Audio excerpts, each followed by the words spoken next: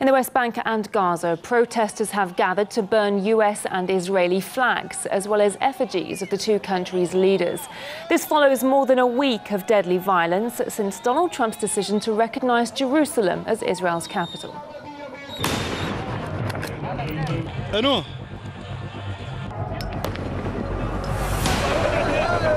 Tensions is increasing. Israelis are throwing tear gas bombs that are filling the place.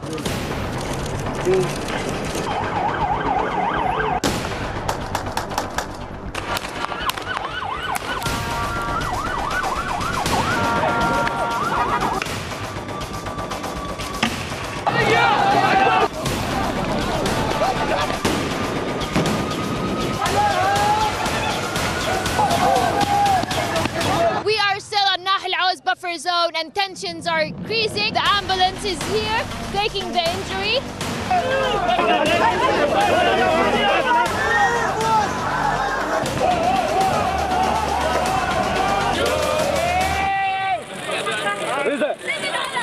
Throughout the week, RT has been hearing reaction to the latest surge of unrest in the region. People can open the Bible and to count how many times Jerusalem is mentioned there.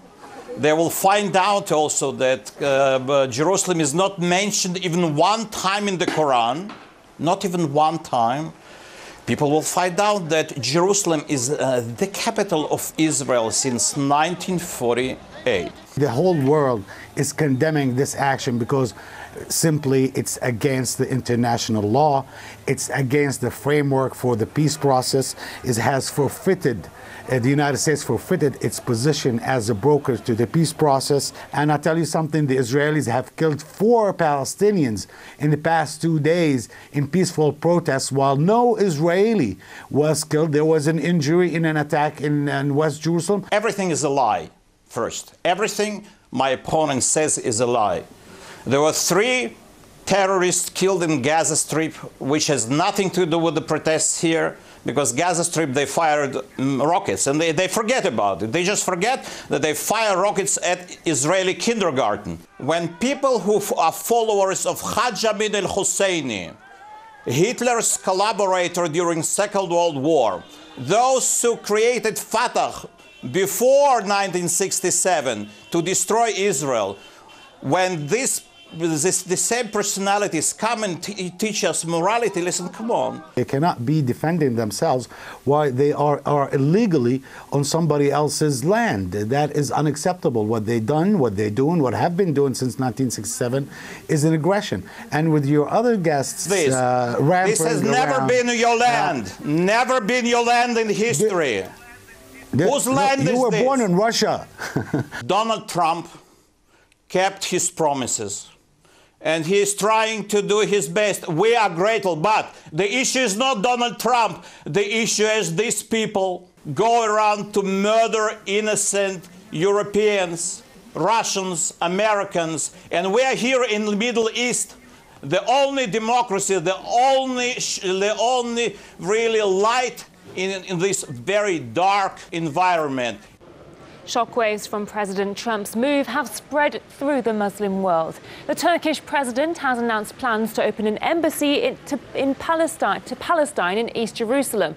The Organization of Islamic Cooperation held an emergency session in Turkey on Wednesday, and all 57 nations backed the Palestinians' claim to the east of the ancient city.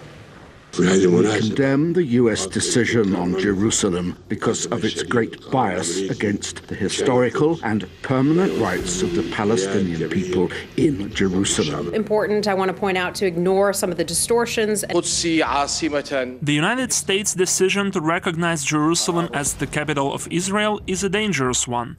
It will threaten security and stability and frustrates efforts to resume the peace process. The president is committed to this peace process, as committed as he has ever been.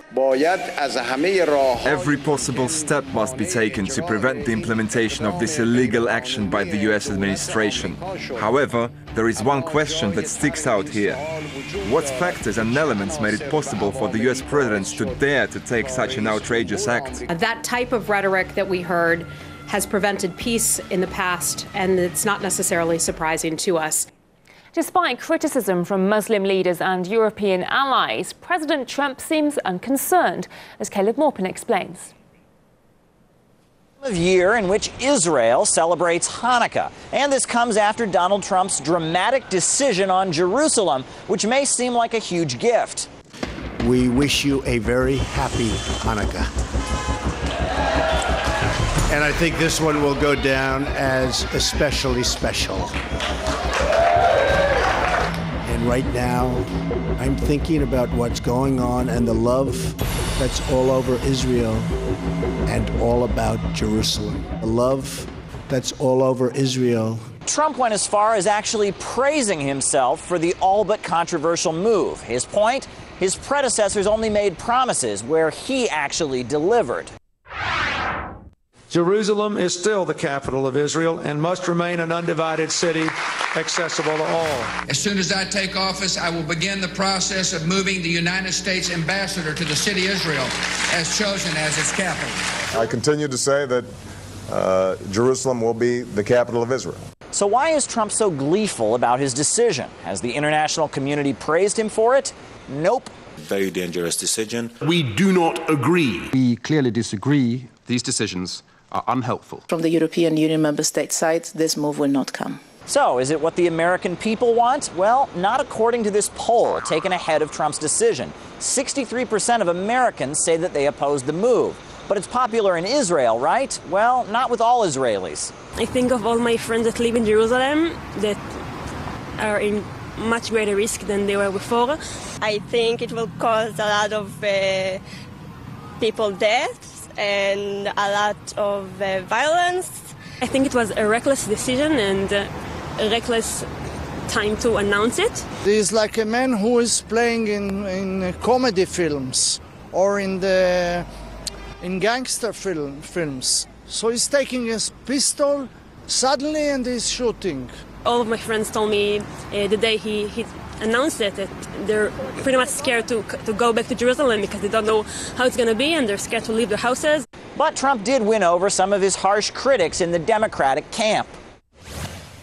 Jerusalem is the capital of the State of Israel, something the United States Congress has reaffirmed and a fact of history that cannot be denied. I support the decision to recognize Jerusalem as the eternal capital of Israel and to move the U.S. Embassy there. This decision is long overdue and helps correct a decades-long indignity.